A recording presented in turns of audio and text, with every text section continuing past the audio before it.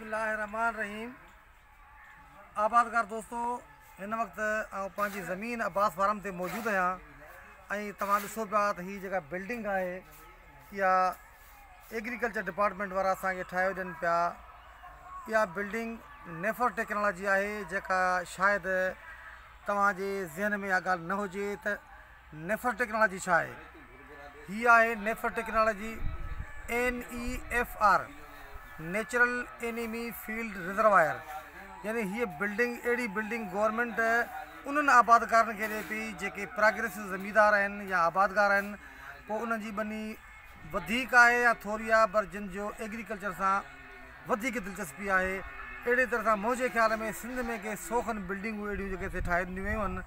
हीअ उहा बिल्डिंग ठहे पई जंहिंमें हिकु बाक़ाइदे नेफर लेबॉरेटरी ठाहियूं पिया, जंहिंमें असां उहे दोस्त जीत पालींदासीं जेके दुश्मन जीत जेके काटन में या मुख़्तलिफ़ ॿियूं जेके फसल असां एग्रीकल्चर जा कयूं था, भाॼियूं वग़ैरह उन में अचनि था। ख़ासि करे हिन में गुलाबी सुंडी ऐं उन सां गॾोगॾु चिट कबरी सुंडी ऐं मिली बग, इहे जेके ख़तरनाक जीत आहिनि जेके असांजे फसलुनि खे खायो तबाह कनि था, उन्हनि जे ख़िलाफ़ु असां अहिड़ा जेके हिते जीत पालींदासीं जेके उन्हनि जीतनि खे खाईंदा।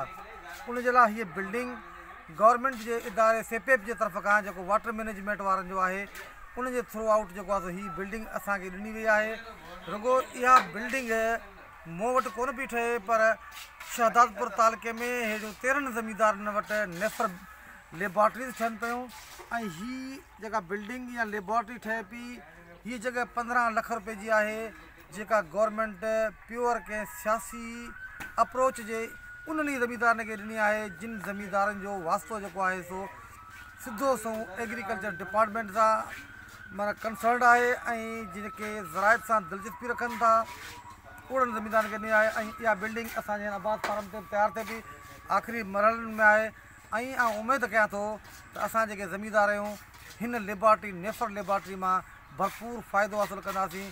ऐं मुंहिंजे ख़्याल में जेको ईंदड़ वण जो फ़सुलु अचे पियो उन में असां हिन मां भरपूर फ़ाइदो हासिलु कंदासीं। वॾी महिरबानी।